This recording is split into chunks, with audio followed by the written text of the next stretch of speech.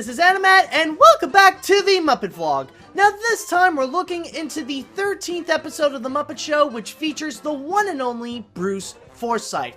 Now, if you live in the UK or in England, then there's a very high chance that you know exactly who Bruce Forsyth is. This is a man of many, many talents. He is an actor, he's a comedian, he's a singer, he's a dancer, he's a really good piano player, but also, he actually has the Guinness World Record for the longest television career for a male entertainer, beginning his career from 1939, pretty much making his big break somewhere in the 50s, and he's actually still going on today. So this is pretty much a career that lasted longer than 75 years. He is mostly well known on British television as a game show host, appearing in The Generation Game, Play Your Cards Right, The Price is Right, You Bet, and so much more. This is a man of absolute many talents, and it's actually amazing how he's still going on today.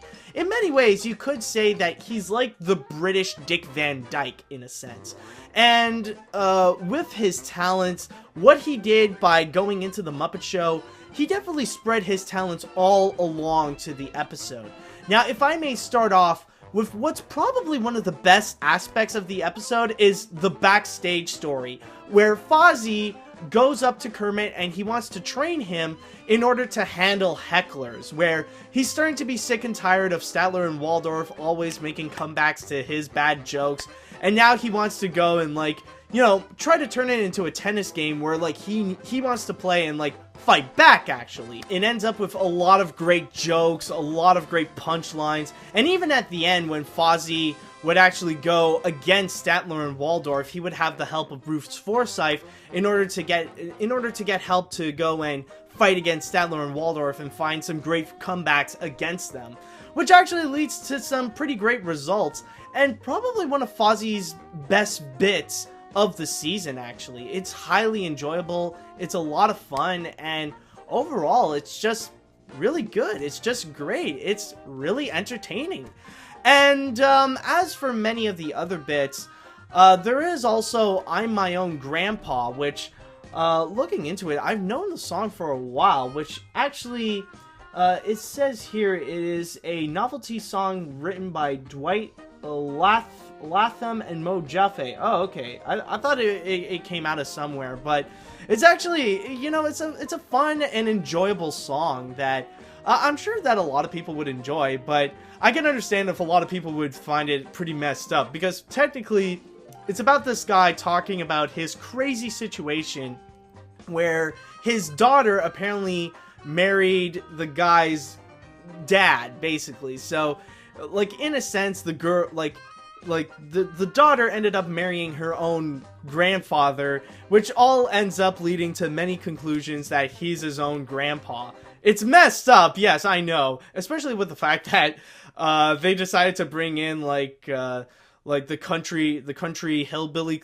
band in order to sing that song, which kind of really makes some messed up redneck results. So it's, you know, it's weird to imagine, but it is still a fun song nonetheless.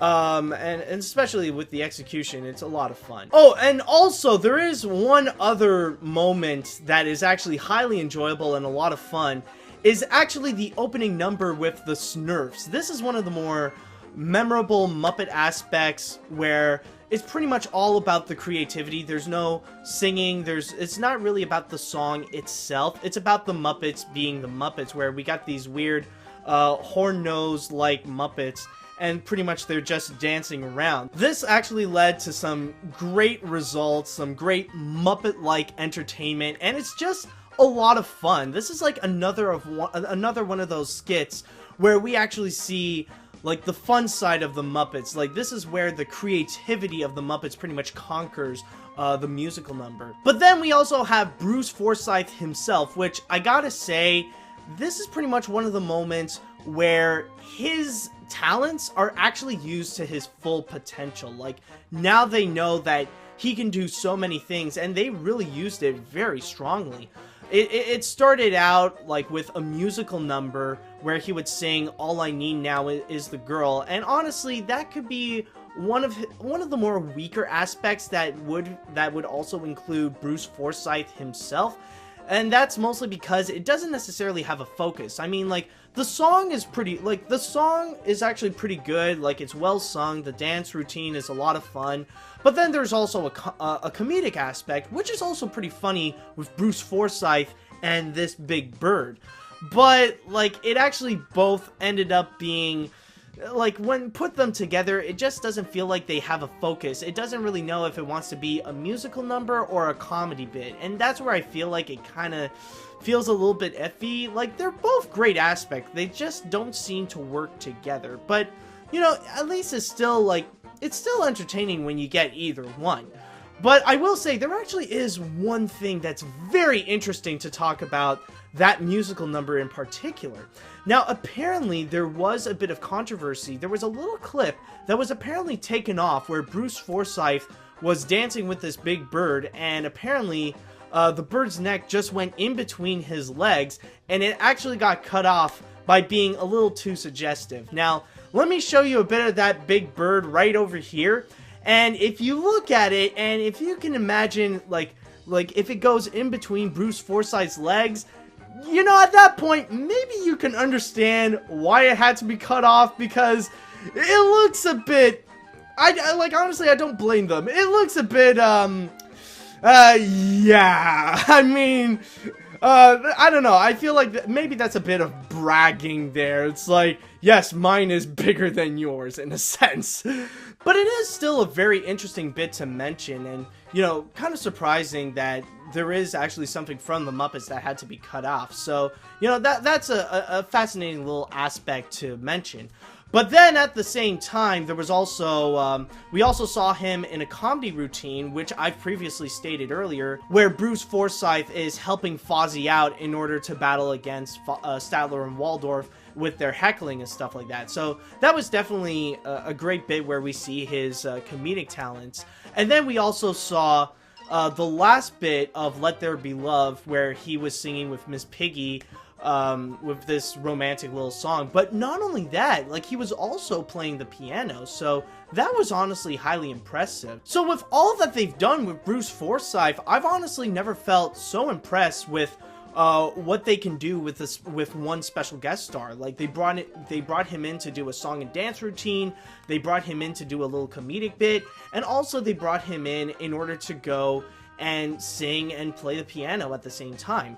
And, and for the comedic bit, this also counts with the aspect where he would go and talk with Kermit regarding renting a duck, and, like, he had to exchange a few animals and stuff like that. So there was that little aspect as well. So overall, I would say that this is a highly enjoyable episode. It really was a lot of fun. The special guest star was highly talented, and he was highly entertaining.